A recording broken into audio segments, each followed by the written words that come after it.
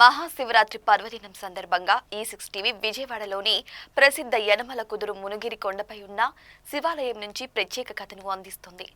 ఇక్కడ దివ్యనాదం మరియు ఆధ్యాత్మిక వాతావరణం నిండి ఉంది. ఈ ఆలయం కొండపై ఉన్నప్పటికీ ఇక్కడ శ్రీ రామలింగేశ్వర స్వామి కొలువై ఉన్నారు.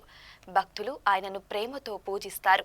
ఈ ఆలయం పరశురాముడి ప్రతిష్ఠించిన పవిత్ర లింగంతో సంబంధం కలిగి ఉంది. ఇది పరమశివుని స్వయంగా ప్రతిబింబిస్తుంది. భక్తులు ఇక్కడ పరమశివుని మరియు పార్వతీమాతను పూజించడం ద్వారా అన్ని కష్టాలను అధిగమించగలమని విశ్వసిస్తారు. పవిత్రమైన కృష్ణానది తీరంలో ఉన్న ఈ ఆలయం శివుడు వాయులింగంగా పూజలు అందుకుంటున్న స్థలం. ఇది ఒకప్పుడు వేలాది మంది మునులు తపస్సు చేసిన ప్రదేశం. అందుకే కుదురు ముని లేదా యనమల కుదురు అని పిలువబడింది. పరశురాముడే కాకుండా శ్రీరాముడు కూడా ఈ క్షేత్రాన్ని సందర్శించి ఈ లింగరాజు దర్శనం పొందారని విశ్వసించబడుతుంది.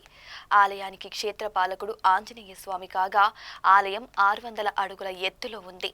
భక్తులు మెట్ల మార్గం ద్వారా ఆలయాన్ని చేరుకుంటారు. ఇది ఒక దివ్యమైన మరియు ఆధ్యాత్మికమైన ప్రయాణం. మహాశివరాత్రి పర్వదినం సందర్భంగా ఈ ఆలయంలో 3 రోజుల పాటు ఉత్సవాలు అంగరంగ వైభవంగా జరుగుతాయి. సుమారు వందలాది మంది భక్తులు ప్రార్థనలు మరియు పూజల్లో పాల్గొంటారు. భక్తులు వాయులింగం ఆశీస్సులు పొందడం ద్వారా వేలాది మునుల ఆశీస్సులు పొందినట్లుగా విశ్వసిస్తారు. ఈ ఆలయం విజయవాడ నుంచి 3 కిలోమీటర్ల దూరంలో ఉంది మరియు ఇంద్రకీలాద్రి అమ్మవారి ఆలయం నుంచి 1 కిలోమీటర్ల దూరంలో ఉంది. ఈ పవిత్ర మరియు పుణ్యమైన ఆలయంలో మహాశివరాత్రి ఉత్సవాలను జరుపుకుంటూ దివ్యశక్తి వాతావరణాన్ని అనుభవించండి.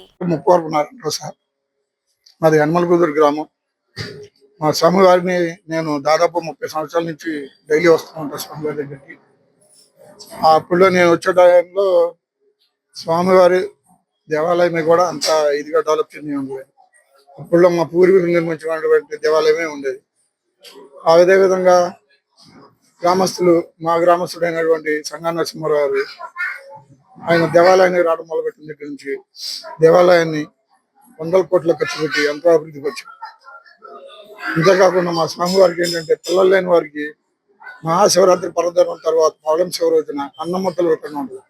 ఆ అన్నమ్మతులు వితరణ రోజు ఆ పిల్లలు లేనటువంటి వారు ఎంతో మంది వస్తారు.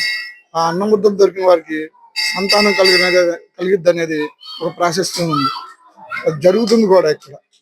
అంతేకాకుండా స్వామివారి దగ్గర ఏదైనా అనుకుంటే జరుగుతుందనే నమ్మకంతోనే మా దేవాలయం కూడా అభివృద్ధి చెందింది. కాదు, మా పూర్వీకుల నుంచి కూడా ఈ మహాశివరాత్రి ఉత్సవాన్ని మా పితృదేవతలు చనిపోయిన పితృదేవతలు కూడా మహాశివరాత్రి రోజు వచ్చి ఆ యొక్క పండుగని తిలకించి వెళ్తారని కూడా మా పూర్వీకులు చెప్తారు. అటువంటి శక్తివంతుడైనటువంటి రామలింగ స్వామి ఆయన మహాశివరాత్రి రోజు ముందు రోజు పెళ్లి కొడుకుని పెళ్లి కుమార్తెను చేస్తారు. ఆ తదుపరి రోజు స్వామివారి పొద్దున కూడా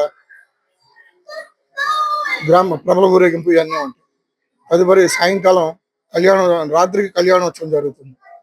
కళ్యాణోత్సవం తదుపరి రోజు వసంతోత్సవం జరుగుతుంది. ఆ తదుపరి రాత్రి ఈ అన్నముద్దల వితరణ జరిగింది. పిల్లలు లేనటువంటి వారికి అచ్యుత స్వామి గారు ఈ దేవాలయంలోనే అన్నముద్దల వితరణ చేస్తారు. ఆ అన్నముద్దలు వితరణ దొరికినటువంటి వాళ్ళకి సంతానం కలుగుతుంది అనేది మా చుట్టుపక్కల గ్రామాలందరికి కూడా ప్రతీతి. ఈ విధంగా మా రామలింగేశ్వర స్వామి వారు వారి యొక్క ప్రజలు ఆయన మీద ఉంచుకున్నటువంటి నమ్మకాన్ని వాళ్ళని మంచిగా ఆశీర్వదిస్తూ మా అందరినీ కూడా చల్లగా చూస్తూ మా గ్రామాన్ని కూడా చల్లగా కాపాడుతూ మా దేవాలయ దాత అయినటువంటి సంగా నరసింహారావుని కూడా ఆ భగవంతుడు ఇంకా ఆయనకి శక్తిని ఇవ్వాలని కూడా మేము కోరుకుంటూ సెలవు చేసుకుంటాం. నా పేరు గూడూరు రామలింగేశ్వర విద్యాసాగర్, ప్రధాన అర్చకుడు అండి యనమల కుదురు. ఈ దేవాలయంలో నేను నా చిన్నతనం నాకు 7వ సంవత్సరం నుంచి నేను చేస్తున్నానండి. పురాతన నుంచి కూడా ఉన్న దేవాలయం 1500 సంవత్సరాల నాటి క్రితం నాటిది ఈ దేవాలయం. అప్పటి నుంచి కూడా ఒక చిన్న మితిలాగా ఉండేది. తర్వాత గ్రామస్తులందరూ కలిసి ఈ దేవాలయాన్ని ఇంత చేశారు. అంటే అప్పటి నుంచి పరశురాముడు పునఃప్రతిష్ఠ చేసి అప్పచెప్పాడు.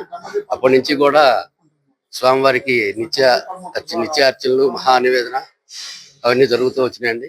కార్తీక మాసంలో మహాన్యాసమూర్తి రుద్రాభిషేకాలు జరుగుతాయి.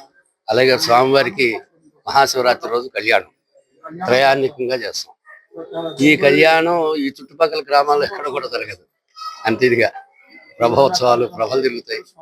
3 రోజులు కూడా చాలా గ్రామస్తులందరూ కూడా చాలా ఉత్సాహంగా చేస్తారు. మేము సంక్రాంతి కానీ ఇలాంటివి ఏం చేసుకోం. ఒక శివరాత్రి చేసుకున్నాం. మొదటి రోజు ధ్వజారోహణ, రెండో రోజు గ్రామ ప్రభల ఊరేగింపు, మూడో రోజు గ్రామోత్సవం, 4 వసంతోత్సవం. శివరాత్రి అంతా కూడా మాకు చుట్టాలు ఈ మొత్తం అన్నదానం చేసుకోవటం ఇవి సరిపోతాయండి. మాకు వసంతోత్సవం గ్రామంలో పెద్ద పండగ. అంటే గులాంలా కొట్టుకోవడం సరదా చేసుకుంటాం అనమాట.